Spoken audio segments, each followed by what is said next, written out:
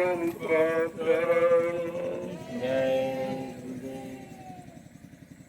रात्रि परमार्थी संदान सेवा करे संगीत नहीं जो मानव जीवन का सबसे बड़ा सौभाग्य का समय आता है। सभी परमार्थी संदान सेवा जीवों को अपने जीवन में हिंदुस्तान में कहीं चले जाओ, ये सेवा कहीं नहीं होगी। कोई जानता नहीं कि परमार्थी संदान सेवा का मतलब था, इसको करने से क्या लाभ मिलता, ये लोगों को पता ही नहीं। जब तक संत महापुरुषों के परमार्थी वचन नहीं सुनेंगे तब तक परमार्थी सेवा का अर्थ समझ में नहीं आए। जब कलयुग में संत पधारे तो जीवों के लिए ये सर्व सेवा रखे, क्योंकि कलयुग का जीवन इतना खराब करता है, गंदे खान पान गंदे कर्मों में डूब गया है कि उसे आध्यात्मिक जीवन यानी जिसको सुंदर ज्ञान नहीं होते वो नहीं हो सकती। उसके लिए शरीर में शुद्धता और मन में चेतनता चाहिए। न शरीर आपका पाक साफ निर्मल है और न ही मन में कोई ताकत है, इसलिए वो सेवा नहीं हो सकती। जब संत आए तो उन्होंने जीवों को पार ले जाने का वादा किया। अपने वादे को पूरा करने के लिए हम सब कलयुग के कमजोर गंदे जीवों के लिए ये परमार्थी सेवा रखें। चलो कुछ नहीं कर सकता है तो परमार्थी सेवा करके ही अपना काम बनाएगा। तो हमारे सबके लिए संत महात्माओं ने ये सेवा रखी। जब परमार्थी संदान सेवा करोगे तो शारीरिक कष्ट बीमारी ये परेशानियां आपकी चली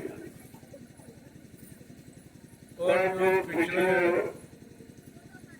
जन्मों में जो जैसे कर्म किए उनका जो बोझा चढ़ गया उसको उतारने का काम ये सेवा करे। इस सेवा का कितना बड़ा महत्व, ये उनकी दया और मेहरबानी की बात है। ऐसी सेवा कराकर किसी ने पाप कर्मों की माफी नहीं करा पाई। ये तो मौका अवसर हम सब जीवों के लिए महापुरुषों ने रखा कि चलो शारीरिक श्रम करा के इसकी शारीरिक परेशानियां बीमारियों को दूर कर दिया जाए और जो ये सेवा करेगा विश्वास इससे जो व्यवस्था बनेगी जिससे करोड़ों लोग लाभ उठाएंगे ये परमार्थी लाभ, इससे तुम्हारे अनंत जन्मों का चढ़ा हुआ पाप माफ हो जाए। देखो कितनी सरलता सुगमता हमारे आपके लिए संत महापुरुषों ने रखी। तो हमें आपको इस सेवा का लाभ लेना चाहिए। ये लाभ पाने का कितना अच्छा तरीका, और तुम तो रात्रि में कर रहे हो। दिन में सेवा का लाभ है तो रात में दूना था, क्योंकि रात में सेवा कोई नहीं करता। आज तो दिन में कोई नहीं करता, सब लोग श्रम परिश्रम भूल गए। इसी से शरीर में तरह तरह की बीमारियां आ गई। अगर ये श्रम परिश्रम करते रहते तो समाज देश परिवारों की स्थिति भी अच्छी रहती और सब लोग निरोग रहते, कोई बीमारी नहीं। लेकिन जैसे आपने परिश्रम छोड़ा, सच्चाई ईमानदारी से काम करना छोड़ा, वैसे परेशानी बीमारी आपके पीछे लग गई। अब तुम नाना प्रकार के उपाय करते हो, लेकिन इससे दूर नहीं हो। किसी को सुख शांति नहीं मिलती, क्योंकि सुख शांति पाने का उपाय केवल श्रम परिश्रम और ईमानदारी ही है। और इस समय दोनों खत्म, न कोई ईमानदारी से मेहनत से काम करना चाहता है, परेशानी करिए। जब तक ये चीज इंसानों में नहीं आएगी, कोई आपको परेशानी बीमारियों से दूर नहीं कर सकता। कितनी दवाएं बना लो, कितने डॉक्टर बढ़ा लो, लेकिन ये बीमारी जाने वाली नहीं। जब तक कारण पर विचार नहीं करोगे, उसका निवारण नहीं होगा। कारण है ये परिश्रम न करना और ईमानदारी से अपने अपनी जगह काम न करना। तो इसीलिए सब परेशानियों आके खड़ी हो। देश में कोई भी इंसान सच्चाई ईमानदारी से काम नहीं करना, तो फिर आपको कुशलता कैसे मिले, यानी सुख शांति आपको कैसे मिले? कोई ईमानदारी से नहीं।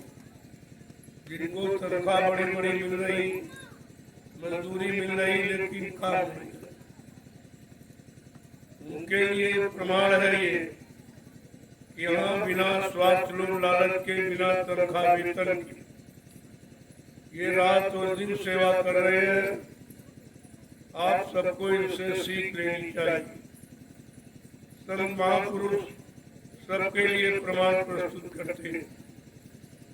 अगर उनके प्रमाणों को समझ लो तो फिर तकलीफ आपको कहीं नहीं।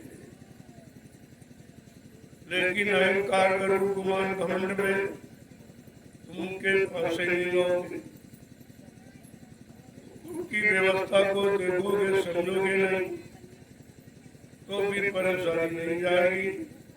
तुम कितना जोर लगा लो, कितनी सरकारें बदल लो, कितने प्रधानमंत्री मुख्यमंत्री बदल लो, लेकिन जब तक इंसानों में सच्चाई ईमानदारी के साथ काम करने की भावना नहीं होगी, तब तक कुछ छोड़ने वाला नहीं। और ये प्रमाण प्रस्तुत करते संत महापुरुष, जो जीवों के हित कल्याण के लिए आते हैं। उनका अपना कोई काम नहीं, अपना कोई स्वार्थ लोभ लालच, राजपाट धन दौलत मान सम्मान सामान पाने का नहीं। परमानंद के कारण साधु धरा शरीर, परिवार समाज के धर्मिक साधु आत्मा मानव चोला धारण करते हैं और हमेशा जीवों के लिए अच्छाई सच्चाई का रास्ता तैयार करते हैं। जीव जो जीव के रास्ते पर चलते हैं वो सुख शांति का आनंद लेते और बाकी बेचारे रोते चिल्लाते हैं। जब तक आप संतों की शरण में नहीं आएंगे, तब तक कोई भी अच्छा सच्चा रास्ता आपको नहीं मिलेगा अपने जीवन को सुखमय शांतमय बनाने के लिए। इसलिए उनकी शरण में आओ और उसे परमात्मा की सेवा सीखो। परमात्मा की सेवा से लाभ क्या है? शरीर को लाभ क्या है? बीमारी परेशानी चली जाएगी, तरह तरह के दुख तकलीफ लड़ाई झगड़े चले जाएंगे। धीरे धीरे मन अच्छे सोच विचारों में पड़ जाए। जो आज गंदे विचारों में पड़ा है वो मन तुम्हारा अच्छे विचारों में पड़ जाएगा। जब परमात्मा संधान सेवा में तन मन को आप लगा दो, इसलिए ये अवसर आपको दिया गया अपने आप को सुधारने और बनाने के लिए। नहीं मानोगे तो कुदरत तैयार खड़ी, आगे मुसीबत बड़ी बड़ी। कुदरत अपने काम को करने को तैयार खड़ी। अभी महापुरुष आपको मौका देते कि नहीं तुम कर लो तो कुदरत की मार से बचो।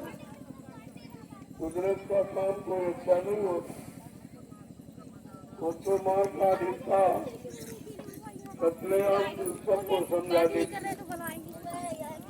लेकिन संत महापुरुष आपको इस स्थिति से बचाना चाहते कि धीरज से समझ जाओ, अच्छा खान पान करो, अच्छी संग सोहत करो, अच्छे कर्म करो, तो तुमको जीवन में अच्छाई और सच्चाई का आनंद मिल जाए और कुदरत की मार से बचो।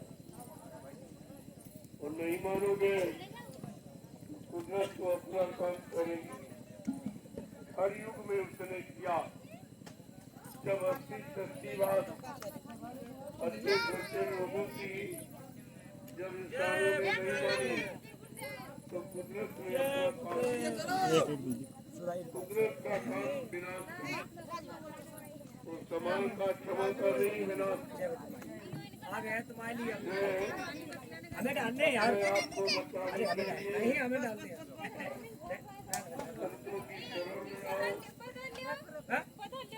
अरे हमें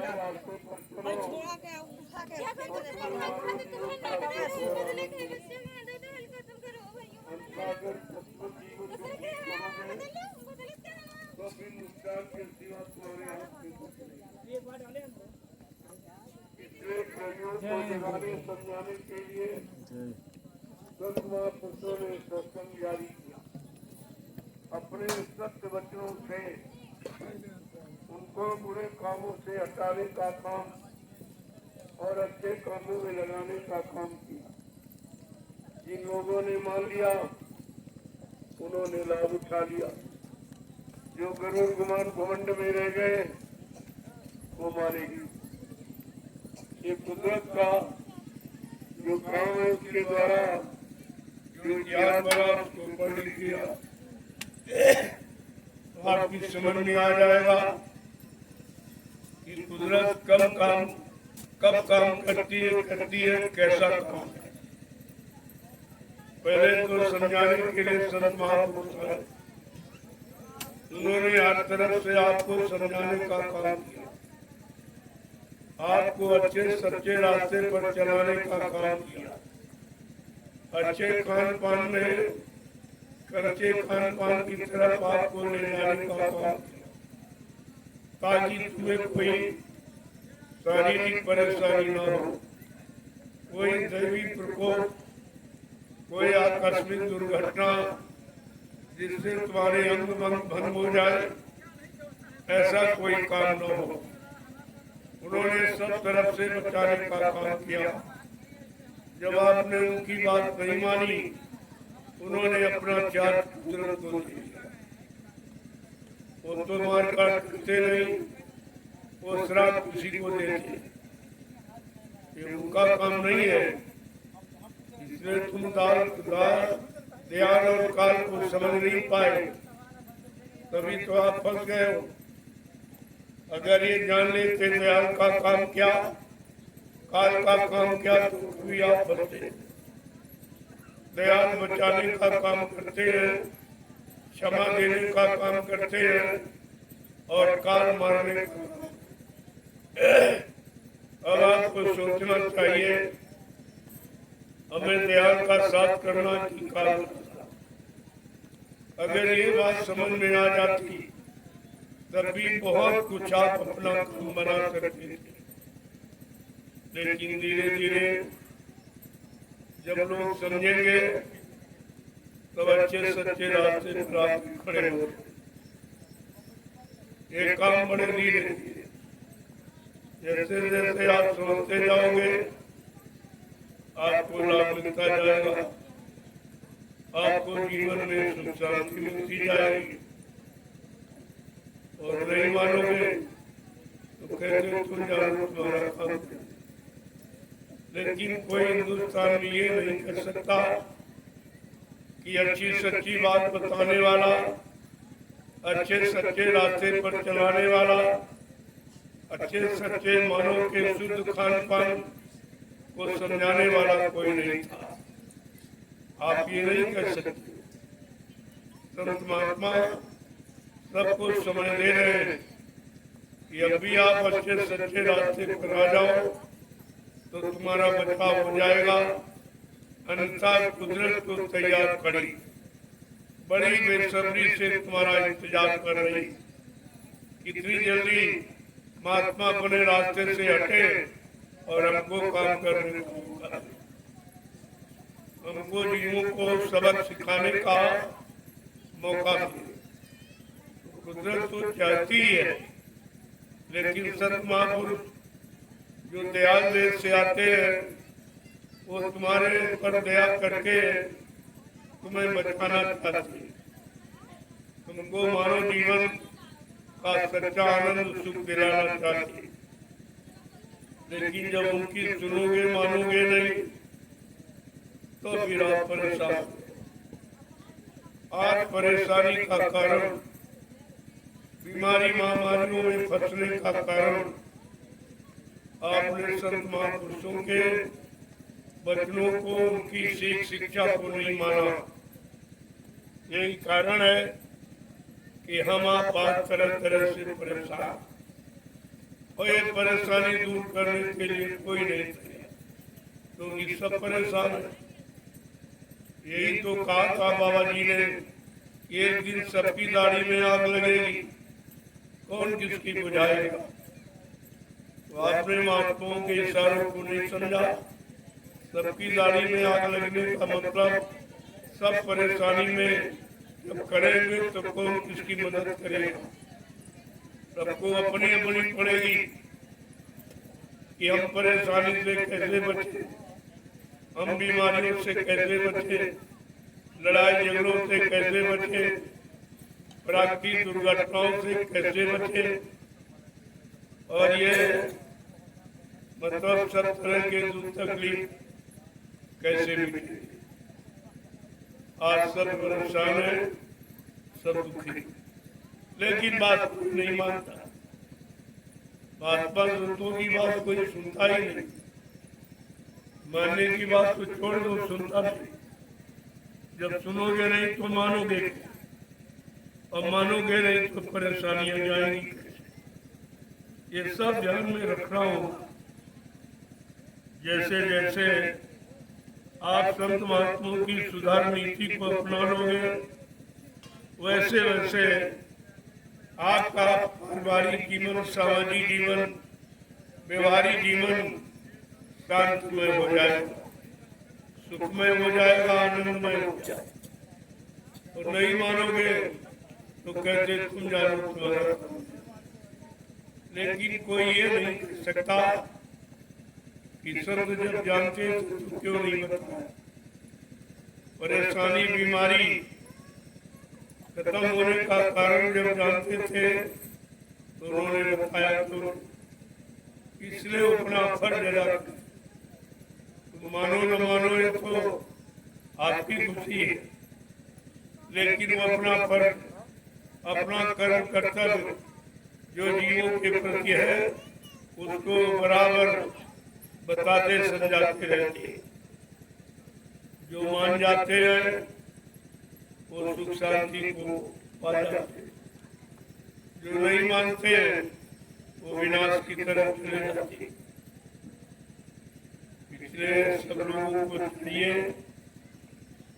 हमें संत महापुरुषों की अच्छी सीख, अच्छी शिक्षा ले लेनी चाहिए, क्योंकि उनकी सीख शिक्षा में कोई किसी तरह का नुकसान, कोई नुकसान नहीं आता, फायदा ही फायदा।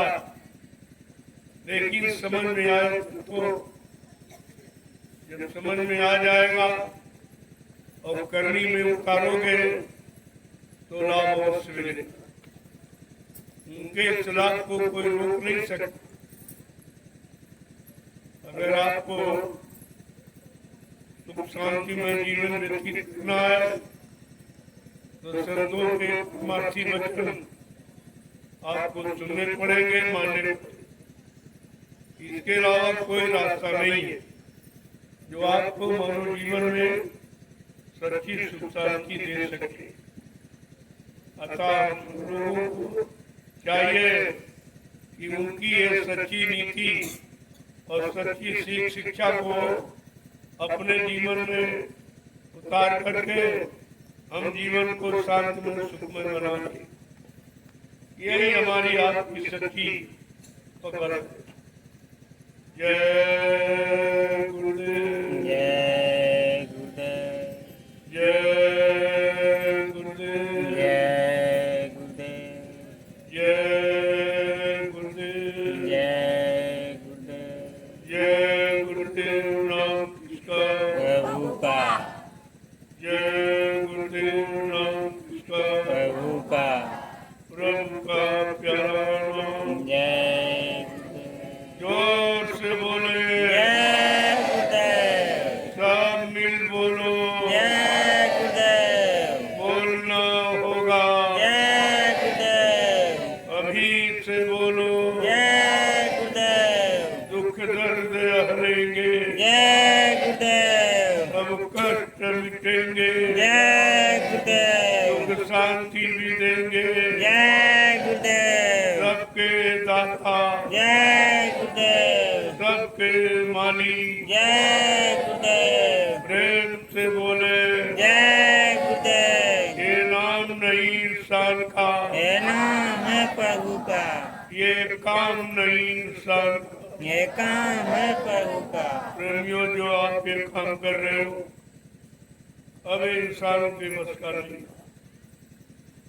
लोग दिन में परिश्रम नहीं करते, आप लोग रात्रि में करते। ये किसी के बस की बात नहीं है। अब कोई तुम्हारी नकल भी नहीं कर सकता, क्योंकि ये परिश्रम की ये मेहनत की है, ये निस्वार्थ सेवा भाव। जिनको मजदूरी मिलती, बड़ी बड़ी तनख्वाहें पाते, वो काम नहीं करते। और इनको आप तो निस्वार्थ सेवा करते। तुम्हारी बराबरी, तुम्हारी उपमा समानता कोई नहीं कर सकता। ये ऐतिहासिक कलयुग का अलग जो ये बनाया जा रहा परमार्थी सेवा से प्रारंभ हो। जब आज कलयुग के लोग बगैर स्वार्थ लोभ लालच के कदम नहीं लेते, आज उसी कलयुग में ये परमार्थी सेवा लोग कर रहे। ऐसे भी लोग जिनको कुछ नहीं चाहिए और वो सेवा करें। अगर इनको रात की सेवा दे दी जाए क्या ये नहीं कर सकते? ये सब काम करके दिखा। जो जंगल में लाखों लोगों की अचानक व्यवस्था कर सकता, अगर लोग इसकी सीख शिक्षा मान ले तो क्या देश की व्यवस्था नहीं हो सकती? लेकिन वो मानेंगे नहीं।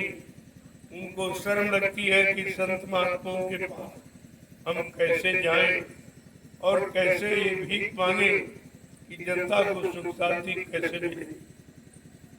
तो बेचारे मारे संकोच शर्म नहीं, और जनता दुखी है, तरह तरह से परेशान है, कष्ट मुसीबत में है, बीमारियों में फंसी है, लड़ाई झगड़ों में फंसी है, कोर्ट कचहरी मुकदमों में, जहाँ कोई फैसला कोई न्याय है ही। क्या ये शर्म नहीं? इसमें तुमको शर्म नहीं आती कि देश की जनता को तुम न्याय सुरक्षा नहीं दे पाए, रोजी रोटी की व्यवस्था नहीं कर पाए, महंगाई गरीबी नहीं हटा पाए? क्या इसकी शर्म नहीं लगती? और महात्माओं के पास अच्छी शिक्षा लेने के लिए सहमत थी। ये है विनाश का कारण।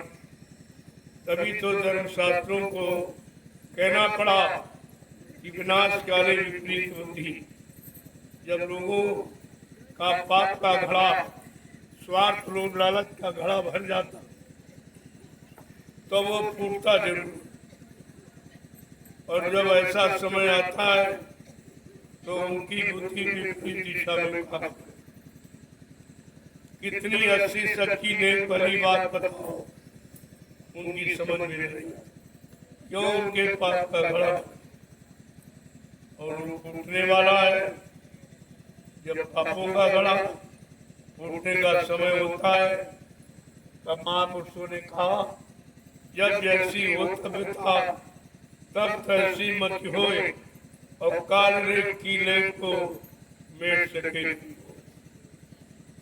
जब जैसी होने को होती है, यानी तुम्हारे पाप कर्मों की सजा पाने का समय आता है, तो मानव की बुद्धि वैसी बने और फिर सजा पा जाती। इसके बाद सोचता है तो फिर सोचने से क्या। जब समय निकल गया, सजा मिल गई, उस सजा में अपने आप को बचाना मुश्किल होगा, तो फिर सोचने का मतलब, सोचना तो पहले है, विचारना तो पहले है, ताकि हम सब लोग बच जाएं और सभी सबका कल्याण हो।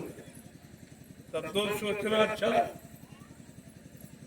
लेकिन सबका नुकसान हो गया,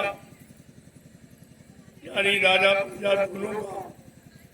फिर सोचने से लाभ क्या। और ये ऐसा ही थे, जब सोचने का समय होता तो सोचते, और जब सब खराब हो जाता तब पछताते फिर कुछ होने वाला नहीं। तो विचार करना चाहिए और अपने अपने को संभाल के चलना। समय खराब यही है कि लोगों को अपने अच्छे सच्चे खान पान का पता नहीं, जबकि परमात्मा ने जितने शरीर बनाए सबका भोजन अलग रखा। पशुओं का अलग है, पक्षियों का अलग है, जंगली जानवरों का अलग, कीड़े मकोड़ों का, और इंसान का भोजन सबसे अलग बना, क्योंकि इंसान भगवान को बहुत प्यारा। भगवान राम ने कहा भी है, सब मेरे सब मम उपजाए, तिनमें अधिक मनुज मोहि भाई। कहते सारी सृष्टि मेरी ही है, ये रचना मेरी ही है, लेकिन मैंने 484 लाख जीवों को जब बनाया तो मानव शरीर को बहुत सोच समझ किया। इसी मानव शरीर में शक्तियां आती काम करने के लिए। इसी मानव शरीर में परमात्मा अवतार लेता। इसलिए मानव शरीर को बहुत सोच समझ के बनाया और उसका भोजन शुद्ध पाक साफ बहुत सोच समझ के बनाया। मनुष्य के लिए सात्विक बुद्धि बनी रहे, सीजनल अनाज, सीजनल दालें, सीजनल सब्जियां, फल फूल, मेवे, दूध मक्खन बनाएगी। ये है इंसानों के लिए सात्विक आहार, सात्विक भोजन, मानवीय खुराक की सिद्ध। अगर ये भोजन इंसान करता रहे तो उसके शरीर में कोई बीमारी, कोई परेशानी, कोई दुख तकलीफ अचानक नहीं। लेकिन आपने अपने भोजन का परित्याग कर दिया और जो जानवरों के लिए बनाया हुआ वो भोजन खाने लगे। इसलिए आप में तरह तरह की बीमारी, हर मशीन का ईंधन, खुराक परमात्मा ने अलग अलग बनाया है। जैसे उदाहरण के लिए आपकी ये डीजल पेट्रोल की मशीनें, जो मशीन पेट्रोल की है उसमें अगर डीजल डाल दो तो खराब हो जाए, क्योंकि उसकी खुराक को नहीं। इसी तरह परमात्मा ने मनुष्य शरीर की मशीन बनाई, उसका भोजन बिल्कुल अलग था, एकदम शुद्ध निर्मल पवित्र बनाया, और आपने गंदा भोजन उसमें डालने लगे। ये मुर्दा मांस पक्षियों का ये आप डालने लगे, बुद्धि नाशक नशा का प्रयोग करने लगे, तो आपका जीवन सब खराब हो गया, लड़ाई झगड़े में चला गया, चोरी डकैती कर बलात्कार में फंस गया, तो तरह तरह की परेशानियां और मुसीबत आपके सामने आके खड़ी हो। ये कहीं से आई नहीं है, आपने अपना भोजन बिगाड़ा। जैसा करो आहार वैसे बने विचार, जैसा खाओ अन्न वैसा बने तन मन, जैसा पीवो पानी वैसी हो बेबानी। हमारे धार्मिक मुल्क भारत के लिए सिद्धांत लागू, सिद्धांतों के विपरीत चलोगे तो परेशान हो जाओ।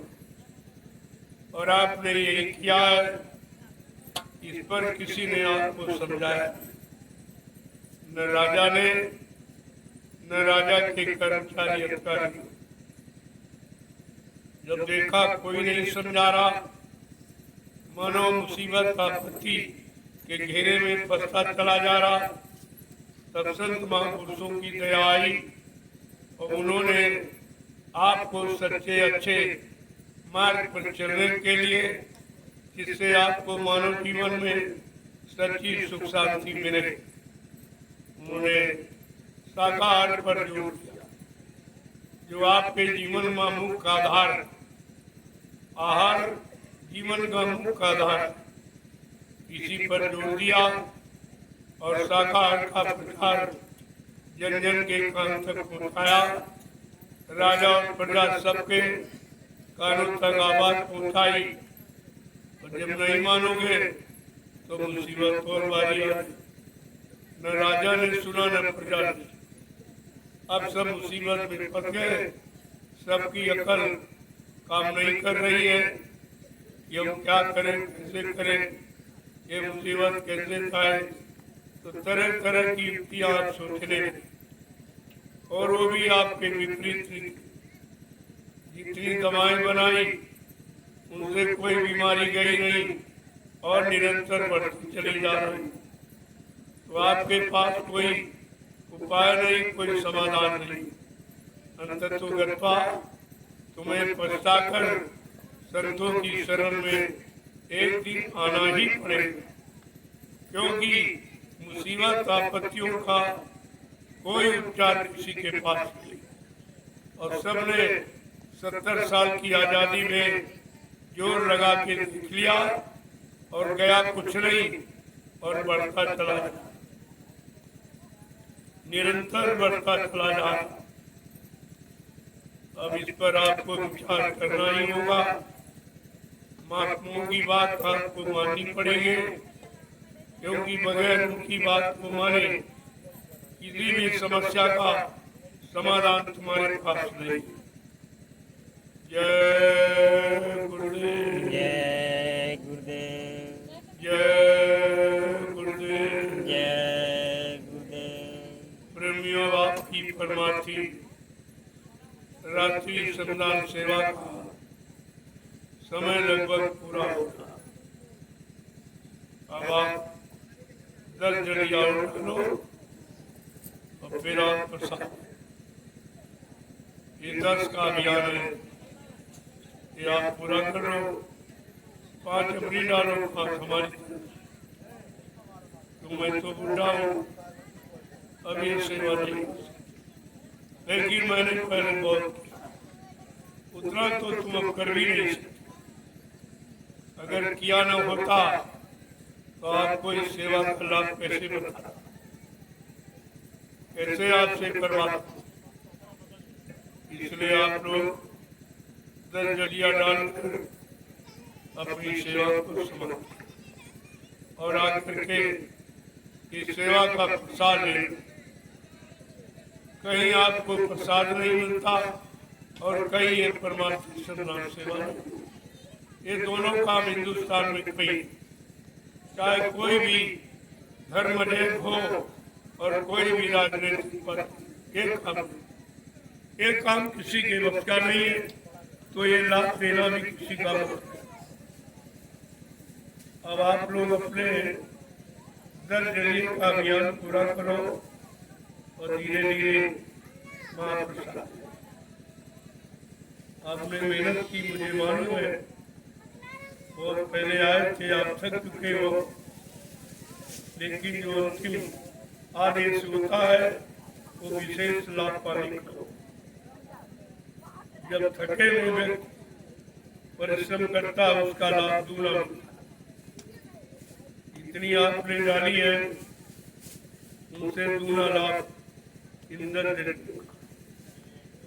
ये 20 मालाएं आपकी मानी, तो इसे आप करके धीरे धीरे महाप्रसाद लेने के लिए आ जाइए। जय गुरुदेव। जय गुरुदेव।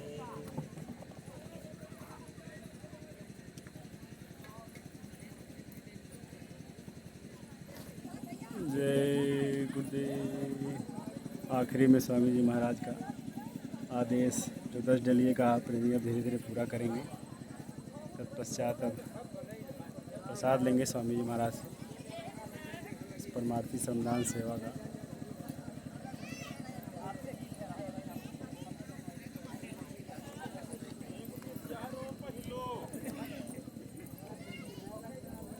कहाँ